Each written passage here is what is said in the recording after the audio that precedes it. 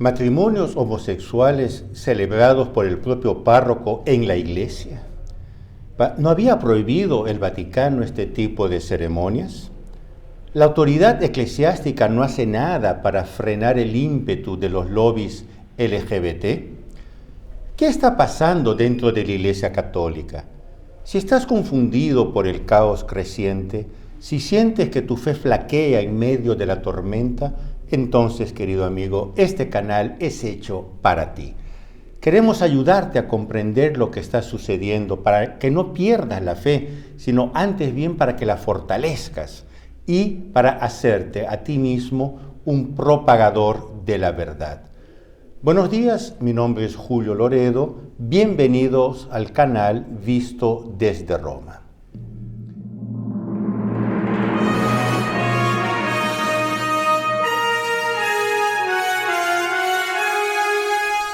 Si no te has suscrito todavía a este canal, te invito a hacerlo. Te invito también a darle un like y a compartir este canal con tus amigos.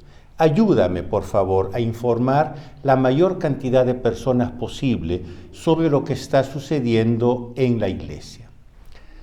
A pesar de las aclaraciones hechas a la fiducia supplicans por el cardenal Víctor Manuel Fernández, como era de esperarse, se multiplican las parodias de matrimonios homosexuales, incluso ceremoniosos, elegantes, en iglesias que a veces ni siquiera están desconsagradas, quiere decir, todavía funcionan como iglesias.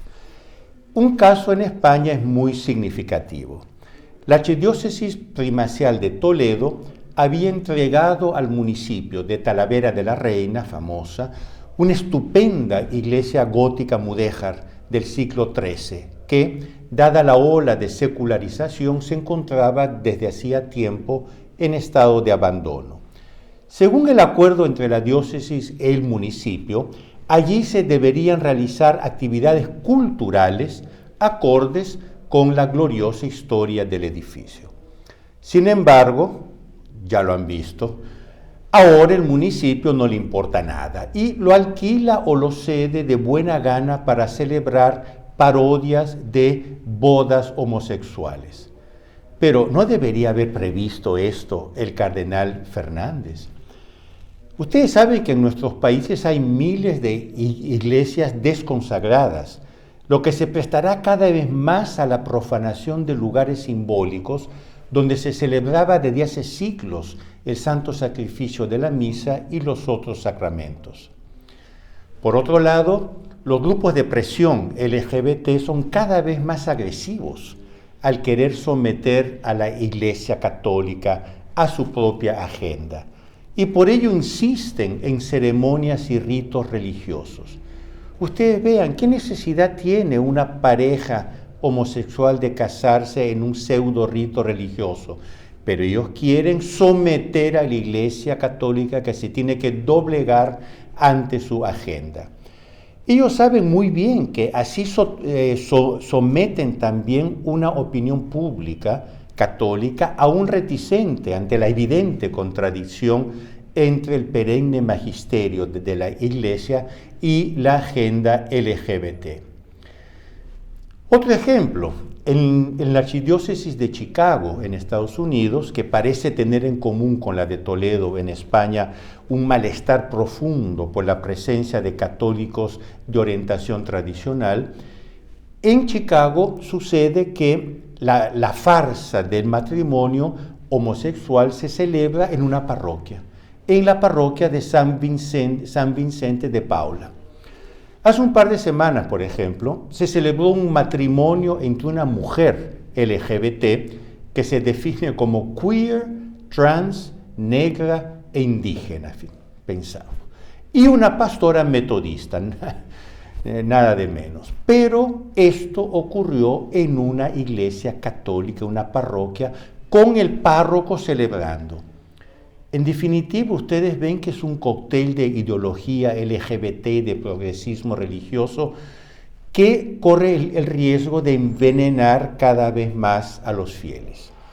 Leí en un conocido blog italiano, La Nuova Bussola Quotidiana, que dice, desafiando las aclaraciones del cardenal Fernández, En estas ceremonias el párroco viste la estola y hace las clásicas preguntas de una boda, refiriéndose a las parejas como dos mujeres o como dos hombres. ¿Os comprometéis libremente a amaros como santas esposas? Y las dos responden, sí, quiero, etcétera, etcétera.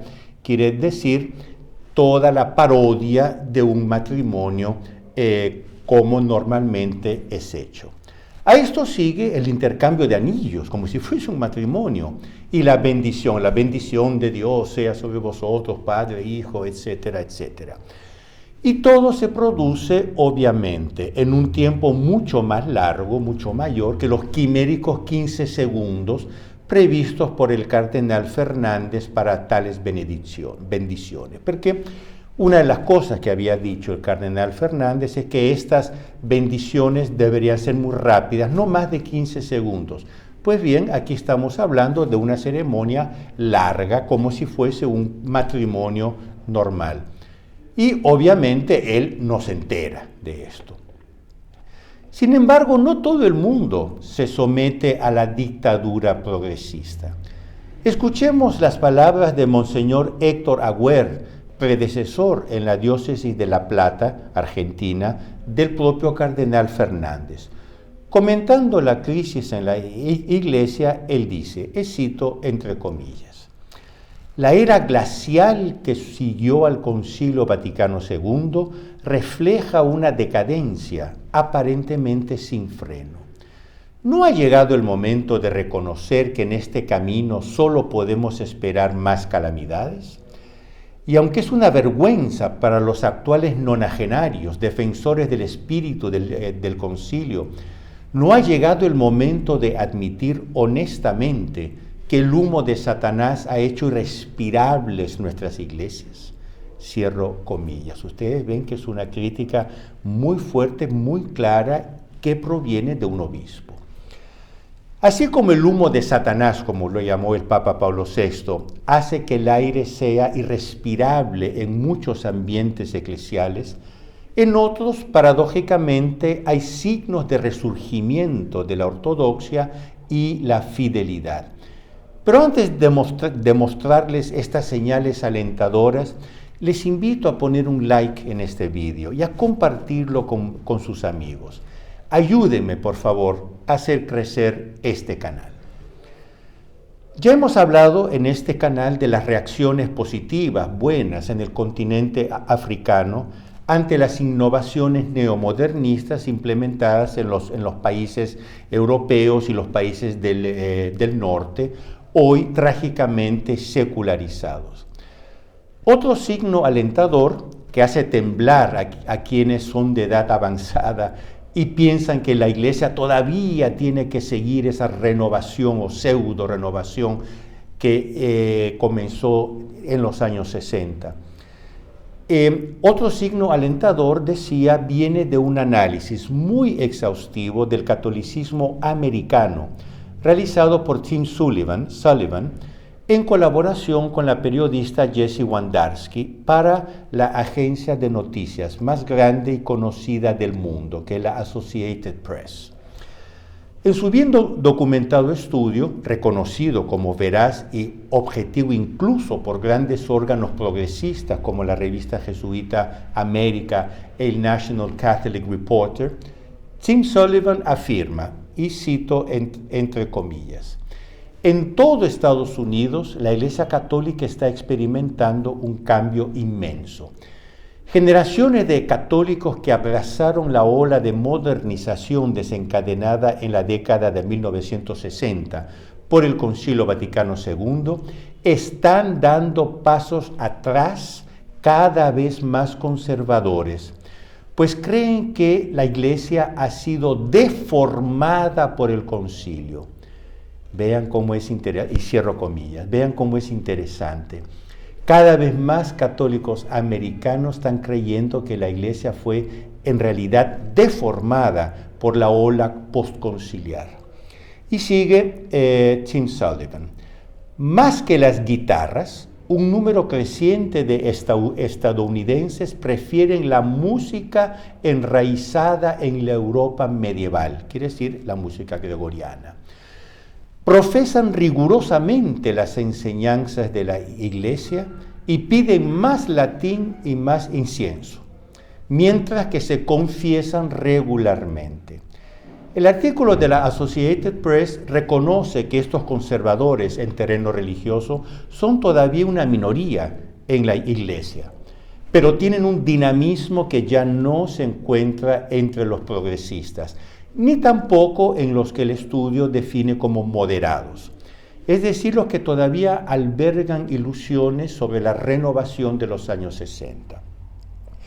El autor muestra cómo estos últimos, pero muestra con números en la mano, el autor muestra cómo estos últimos, que es decir, los progresistas y los centristas, están desapareciendo en Estados Unidos por motivo de edad o simplemente porque ya no van a las funciones religiosas. Por el contrario, están resurgiendo en los bancos de las iglesias familias con 3, 4, 5 hijos. Se ven cada vez más hombres en saco y corbata, cada vez más mujeres con la mantilla. Según Sullivan, la gente que frecuenta las iglesias en la década de 1960, dice él, se había vuelto más liberal, aceptando el control de la natalidad, la confesión apenas se mencionaba, etcétera, etcétera. Hoy todo esto tiende a cambiar. Dice, están reapareciendo las sotanas entre los sacerdotes menores de 40 años. Quiere decir, mientras los sacerdotes más viejos o no usan sotana o usan clergyman, cada vez más sacerdotes jóvenes están volviendo a usar la sotana. Dice el artículo de la Associated Press. Es mucho más probable que los sacerdotes jóvenes de hoy crean que la Iglesia ha cambiado demasiado desde el Concilio Vaticano II. La opinión de los católicos en Estados Unidos está cambiando en todo, desde el papel de las mujeres hasta las personas LGBT. Al mismo tiempo, crecen los medios de comunicación conservadores, como la famosa red ETWN, y se multiplican las universidades dedicadas a los estudios de la doctrina católica en clave tradicional.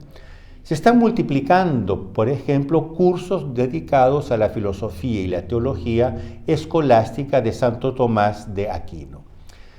En este contexto, el artículo de la Associated Press afirma que hay una fractura americana, es así que la llama, fractura americana, que preocupa mucho al Papa Francisco.